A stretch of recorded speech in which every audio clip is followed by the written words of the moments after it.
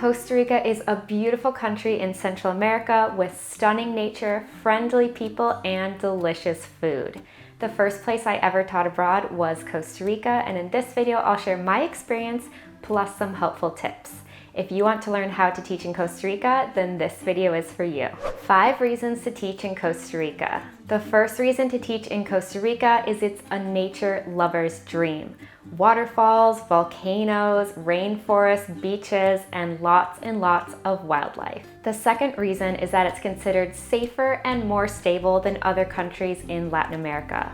So if you're looking to teach in Latin America but you're worried about security, then Costa Rica can be a great choice. The third reason is that English skills are in demand. There's a lot of tourism, and there's also different multinational businesses that have branches in Costa Rica, so there are people looking to learn English. The fourth reason is that it is possible in some cases to teach without a bachelor's degree. You'll just need to make sure that you have a TEFL certificate. Of course, if you're trying to teach in the university or an international school, you will need a bachelor's degree, and you'll probably need a master's or a teaching certificate on top of that. But if you're just trying to work in a private academy, you will find jobs that will hire you if you don't have a bachelor's degree. The fifth reason is that some companies offer TEFL courses abroad in Costa Rica. This is a great option if you're looking to go abroad to do your TEFL course and then you're already in the country, and it's much easier to interview for jobs. If you don't have a TEFL certificate yet, then you can check out the description box for different courses that I recommend. My experience teaching English in Costa Rica. I taught in Atenas, Costa Rica one summer while I was still in college. I ended up teaching classes for both kids and adults, as well as dance classes, because there was a dance studio that was attached to the English school, and it was all together in a community center. One thing I wasn't prepared for was the lack of resources. I basically only had a few flashcards, a few books, and some pieces of paper, so I had to get very creative with my lesson planning. Wherever you end up teaching abroad, I do recommend contacting your school if possible to see what kind of supplies and materials they have. If you aren't sure what to bring, then I do have a video on 7 things to bring when teaching abroad that gives you some ideas of things you can bring from your home country, as well as how you can make materials using Canva. Another thing I hadn't anticipated was how much the weather would affect my classes. Where I lived in Costa Rica, it rains pretty much every day, and if the rain was very heavy, I could almost guarantee that I would have very few students in my classes.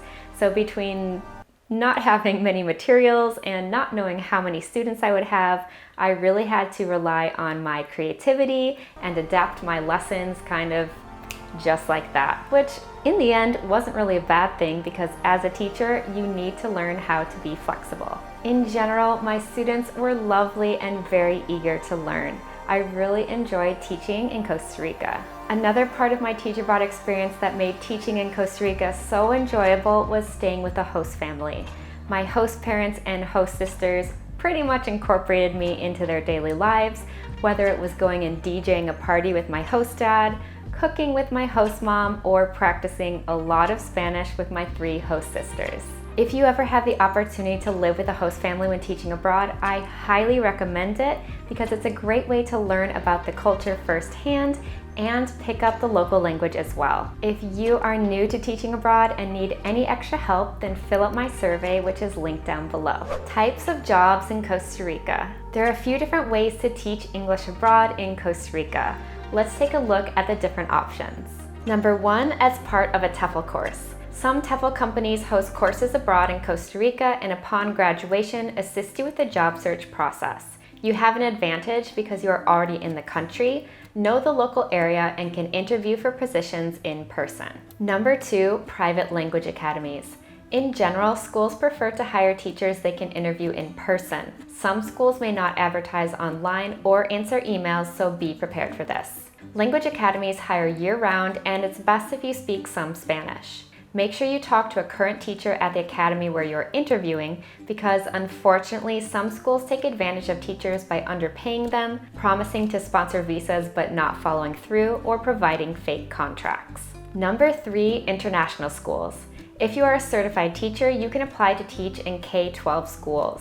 The school year begins in February, and you can find these jobs by applying through an agency like Search Associates or International School Services. Or you can apply in person between October and January. Number 4, some multinational businesses hire private teachers for business English classes for their employees. To get these jobs, it's better to apply if you're already in the country. And finally, number 5, as a volunteer. I taught in Costa Rica as a volunteer. I entered Costa Rica as a tourist and funded my flights, homestay, and volunteer program fees with a grant from my university. To find out how to get grants or scholarships to study or teach abroad, you can watch this video.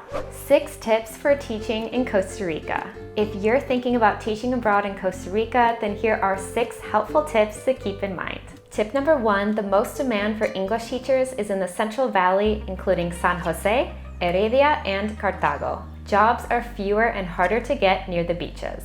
Tip number 2, don't expect to find jobs in Costa Rica online. Most schools prefer you to apply in person. Tip number 3, if you're planning on staying in Costa Rica, it is possible to have a company or school sponsor your work visa, but the process is long and expensive, so some schools won't be willing to do this. Tip number 4, some teachers work illegally on tourist visas and reset them by visiting another country every 90 days. I don't recommend this because if a school is willing to hire you on a tourist visa, they're most likely taking advantage of you in other ways as well. Tip number 5, the best times to get hired are December, January, and June, July. And tip number 6, typical full-time salaries are between $600 and $1,000 per month. The cost of living in Costa Rica is quite low, but if you're hoping to save money, I recommend supplementing your income by teaching online. I hope this video shows you how to teach in Costa Rica. If you're a bit adventurous and up for a challenge, then teaching in Costa Rica might be perfect for you. What other countries would you like me to make videos on? Leave a comment down below. If you are new to teaching abroad, you can get on the waitlist for my course on how to teach abroad with a TEFL coming in early 2022. You can find me on Instagram at ESLTeacher365, and please like, subscribe, and share if you learned something new today. To learn about teaching in Spain, you can watch this video next. Happy teaching!